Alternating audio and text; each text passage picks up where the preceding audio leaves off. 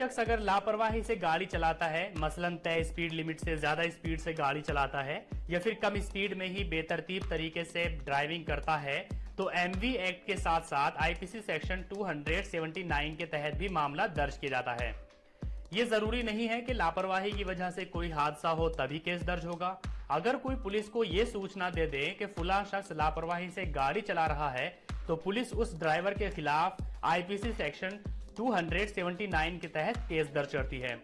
ये जरूरी नहीं है कि घटना घटे ही, एहतियात के तौर पर भी केस दर्ज हो सकता है। और अगर ये साबित हो जाए कि वाहन चालक की लापरवाही से किसी की जान को खतरा हो सकता था, तो फिर उसे 6 महीने तक की कैद भी हो सकती है। गाड़ी चलाते वक्त अगर कोई एक्सीडेंट कर दे और उसमें कोई शख्स घायल हो जाए, तो ड्राइवर के खिलाफ आईपीसी सेक्शन 337 यानी ऐसा जख्म देना जिससे किसी की जान को खतरा हो सकता था, और 338 के तहत केस दर्ज हो सकता है, यानी किसी को ऐसा गंभीर जख्म देना जिससे कि उसकी जान को खतरा हो। सेक्शन 337 में ज्यादा से ज्यादा 6 महीने की कैद और सेक्शन 338 में ज्यादा से ज्यादा 2 साल की कैद का प्रोविजन किया गया है। अगर कोई शख्स लिमिट से ज्यादा शराब पीकर गाड़ी चलाता है, तो इसके खिलाफ एमवी एक्ट 185 के तहत केस दर्ज हो सकता है।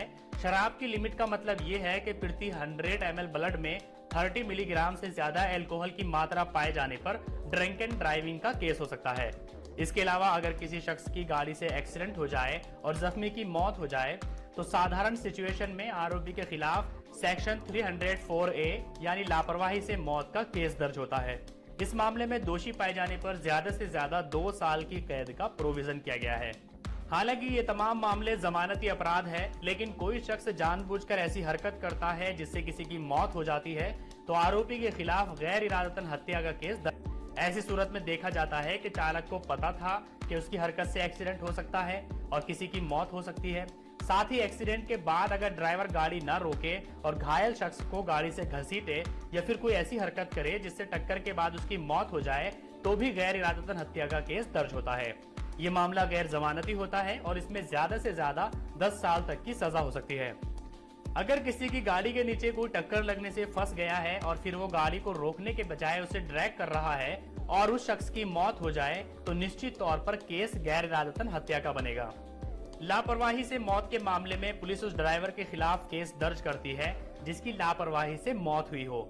नियमों के मुताबिक अगर किसी शख्स की किसी और की गाड़ी की टक्कर से मौत हो जाए, कि टक्कर मारने वाली गाड़ी के ड्राइवर की कितनी गलती है। गलती होने पर उसके खिलाफ आईपीसी सेक्शन 304A के तहत केस बनता है। अगर टक्कर मारने वाली गाड़ी ट्रैफिक नियमों का पालन करते हुए चल रही हो, ग्रीन लाइट होने पर चौराहा पार कर रही हो और इस दौरान किसी और गाड़ी ने रेड लाइट जंप कर दी हो, जिस कारण हादसा हो जाए और रेड लाइट जंप करने वाली गाड़ी के ड्राइवर या फिर उसमें सवार किसी शख्स की मौत हो जाए, तो रेड लाइट जंप करने वाले ड्राइवर की गलती मानी जाएगी।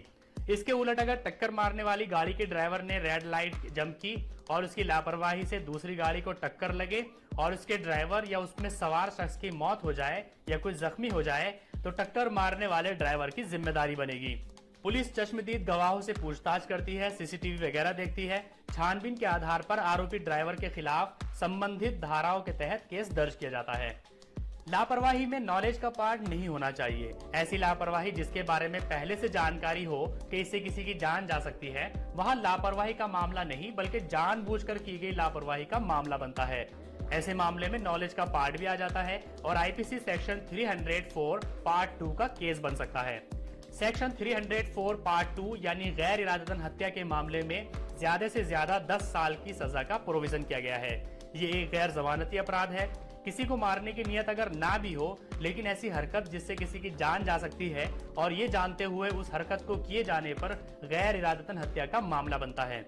शराब पीकर हिट एंड रन केस का आरोपी हो या फिर ऐसी कोई भी हरकत जिससे सड़क हादसा हो सकता है, वो इसी धारा के तहत आते हैं।